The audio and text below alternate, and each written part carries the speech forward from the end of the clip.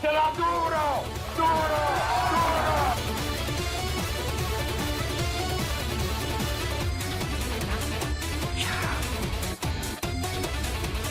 Capra ignorante!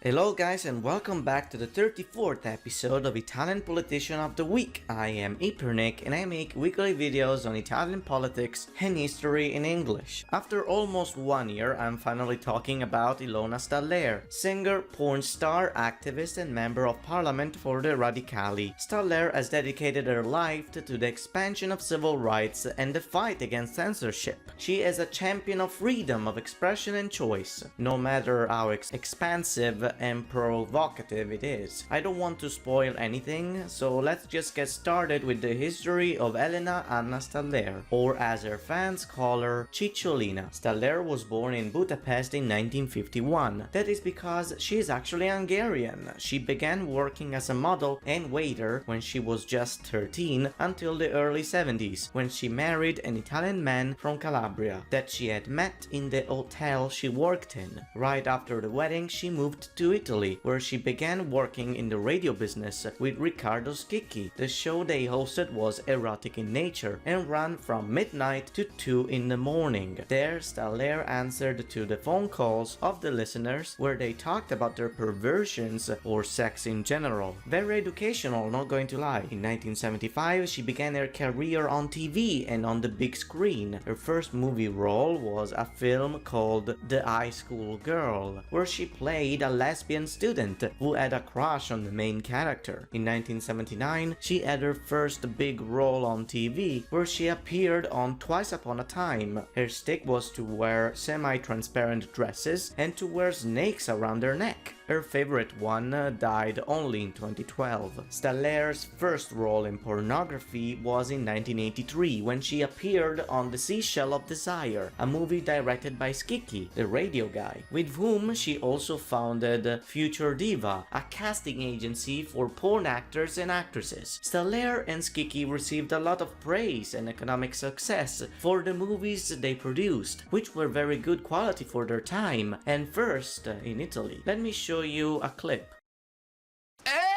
Volevi!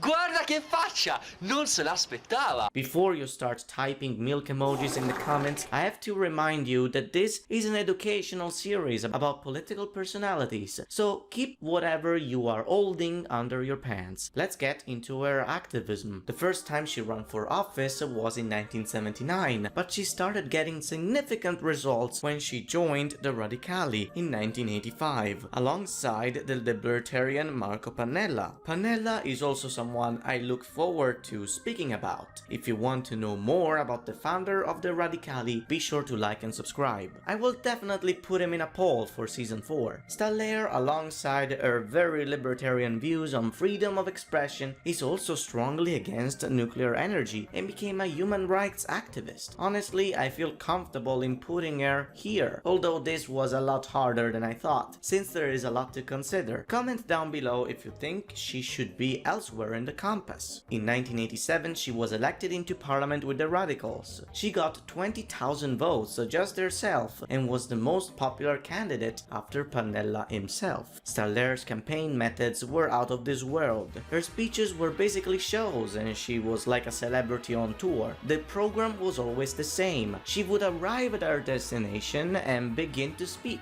Then she would be surrounded by a mainly male audience. Some would put their hands on her, and in exchange she would wink, kiss, and sometimes even uncover her left breast to show that she was left-wing. Her presence in parliament was kind of a scandal at first due to her background and the fact that she wasn't very accustomed to the dress code. However, after hearing the news of her arrival, Prime Minister Giulio Andreotti famously said, "I feel in no place to judge the lady. If the Italians want her in parliament, then we can reach a compromise." In exchange for her compliance to our institutional dress code, we can come to an arrangement with the presidency of the chamber, so that when she is summoned to speak, we can call her Cicciolina. Ah man, the DC was really good at making compromises. Oh, before I forget, Chicholina is Stellar's nickname. She got it back when she did radio. Cicciolina derives from Ciccia, which literally means flap, but it's more of a cute nickname for babies and puppies. Stellar often called their listeners Cicci, or their nominative Cicciolini, and from there her nickname turned Cicciolina. Now, isn't this the longest explanation for a nickname you have ever heard? I hope it was, else this segment wouldn't have much purpose. After Stellar's underwhelming legislature, she tried to run again for parliament with her own party, which she founded with some other porn stars, and named the Party of Love. Though she wasn't elected again, unfortunately. This won't be the last political stunt she pulled over the years. She ran for office many times without getting elected. The election that stands out the most to me, however, is the one for the mayor of Monza between 2011 and 2012, where she promised to make the city sexier and turn the city hall into a casino. With a campaign like that, I will never understand how she didn't win. Today, Cicciolina appears on TV sometimes and has recently made a spot with Pornhub. She needs to get by somehow. She will forever be one of the oddest anomalies in our political history. Someone who is so out of place that you can't help but admire. That being said, thank you all for watching. I will see you next time.